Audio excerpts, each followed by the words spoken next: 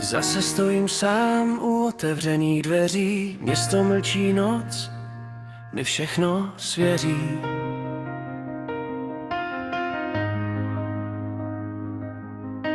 V kapse pár slov, co jsem nikdy neřekl, strach mi svázal hlas a čas mi utekl. V zrcadle vidím cizí tvář, ptáš se mě potichu, kam vlastně kráčíš dál. Všechno, co jsem chtěl, je najednou pryč a v hlavě mi zní jen jediné. Proč? Proč se bojím říct, co cítím doopravdy? Proč mi srdce hoří, když ho chci mít chladný? Proč se vracím tam, kde dávno nic není?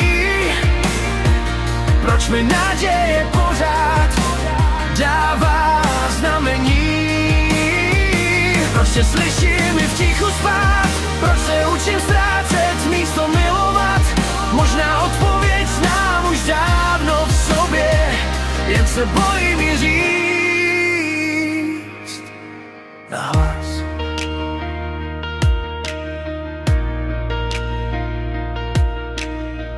Každý krok je těžší než ten předchozí, pravda pálí víc než sladké iluze, říkal jsi. Čas to spraví, ale čas jen bere a nechá po nás prázdné studené večeře. Směju se, když se mám spíš rozpadnout. Hraju silný role, co mě mají chránit, ale pod kůží je chaos a tma.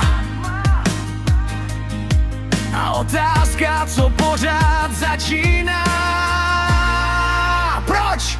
Proč se bojím říct, co cítím doopravdy? Proč mi srdce hoří, když ho chci mít chladný? Proč se vracím tam, kde dávno nic není? Proč mi naděje pořád dává znamení?